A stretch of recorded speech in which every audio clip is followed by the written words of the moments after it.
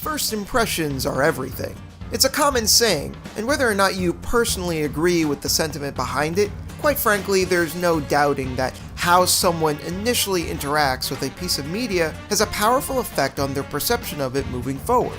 To a relative degree, people are generally self-aware of this, and as such, a phenomenon that seems to be specific to anime watchers, known as the 3-episode rule, was born from it, as a sort of countermeasure. This entails watching that amount of a given show before deciding to continue with it. The purpose is to give these series a fair enough shake before dropping them, as 3 episodes should be enough to come to an informed decision as to whether or not it's something worth your time. Not everyone consumes media the same way, however, thus it's fair to say that the decision can instead come down to the very first episode. And had more people adhered to the aforementioned rule, I might not have had to make this video in the first place. Gungrave, despite the edgy and somewhat juvenile sounding title, is in actuality a criminally underappreciated 26-episode anime series that unfortunately tends to get ignored. While this can be attributed to a few things, starting with the dumb-sounding name, or the fact that it's an adaptation of a video game, which is itself a red flag, another sticking point for many is that very first episode. This issue is so prevalent, in fact, that I've had friends tell me personally that they dropped the show outright because of the bad impression that they got from that initial showing. Not letting such an injustice stand, I decided to make this video in order to set the record straight and make damn sure that one of my absolute favorite animes was given its fair due. To understand why people would skip the first episode to begin with is to understand a small bit of the psychology behind it. It's fair to say that when tuning into any show, that we as the audience go into its initial episode thinking it will set the tone for the rest of what is to come. This is because audiences have been conditioned to believe this to be the case, that it's supposed to represent a small bit of what is to come, a microcosm, if you will, of the entire show compressed into what is essentially the introduction, as a way for the showrunners to put their best foot forward. And when so many shows end up doing this, it inevitably leads to a certain level of expectation. As stated, this is generally how it is in a lot of cases, for a good number of shows, but clearly not all of them, facilitating the need of the aforementioned 3-episode rule to combat this idea, that the first episode tells you all you need to know about a given series. With all this in mind, the first episode of Gungrave does not reflect the grand majority of the experience. In fact, the difference between episodes 1 and 2 are so vast, it might confuse the audience into thinking they've somehow tuned into the wrong show. Don't believe me? Here's a visual to get across exactly what I'm talking about. It quite literally goes from this weird, over-the-top sci-fi anime schlock, which seemingly reaffirms the red flag of this being a quick cash grab anime based on a generic video game, to suddenly shifting into a gritty suburban crime drama about a street gang getting tied up with the mafia. If I had to guess, a lot of you didn't see that coming, which understandably leads to the question, what exactly is going on here?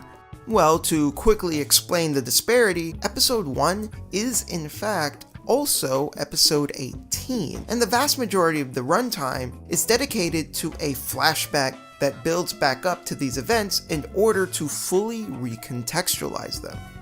The purpose of employing in media res in this way is more than likely to present the audience these more outlandish elements right away, so that it's understood that they will become a facet of the show at some point during the lengthy flashback sequence.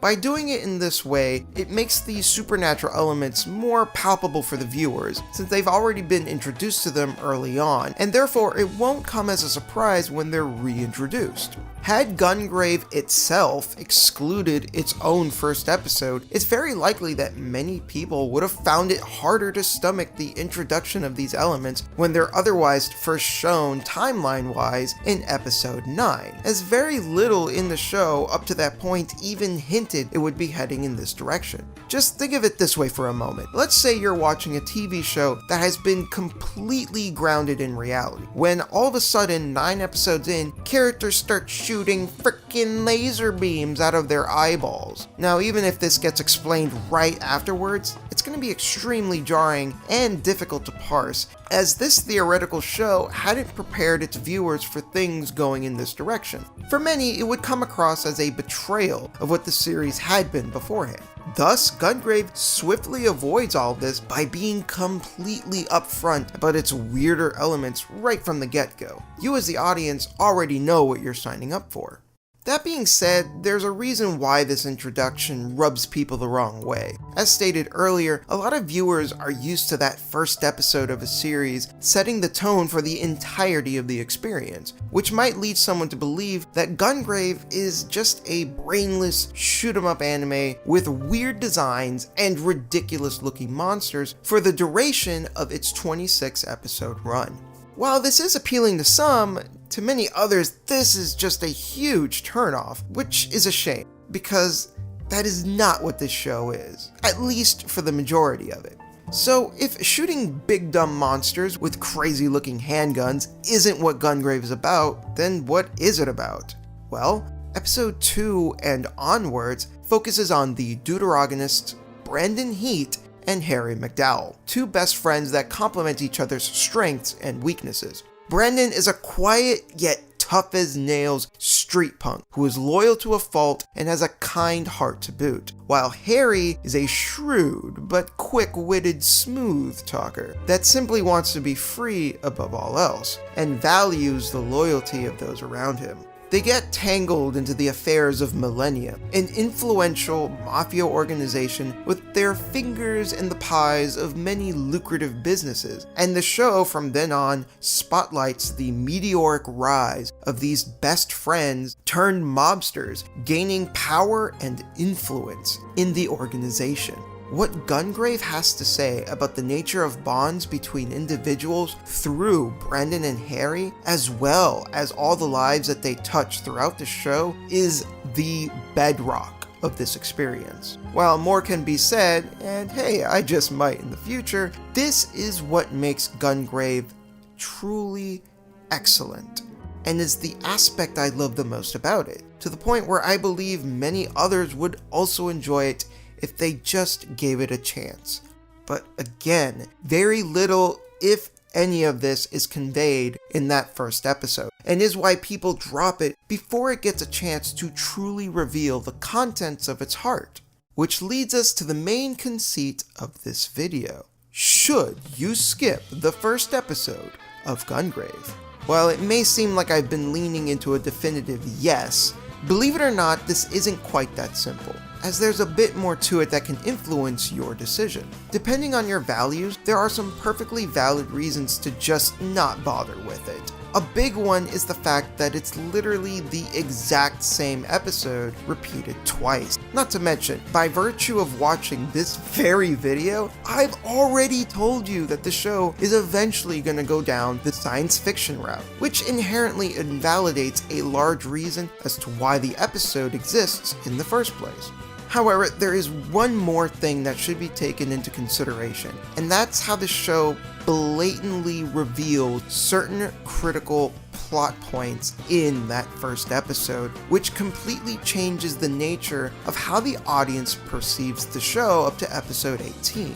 On one hand, watching the first episode will create a certain level of tension as the viewer waits in anticipation for certain events to unravel, since they're already aware that they're going to happen, as opposed to skipping the episode outright, which will make it so that those are revelations that will come across as complete surprises instead.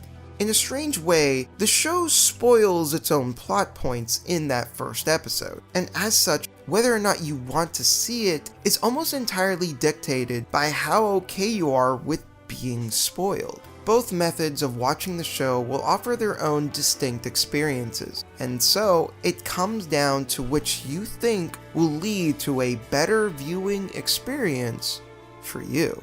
So in the end, and with that in mind, I leave the decision in your hands, dear viewer. Personally speaking, I think Gungrave is a worthwhile show regardless of whether you end up skipping the first episode or not. Ostensibly, the show does have its issues. It suffers to a degree from feeling like it's two completely different shows being mashed together, namely the grounded mafia thriller and the over-the-top video game adaptation, and this is especially apparent in the last third.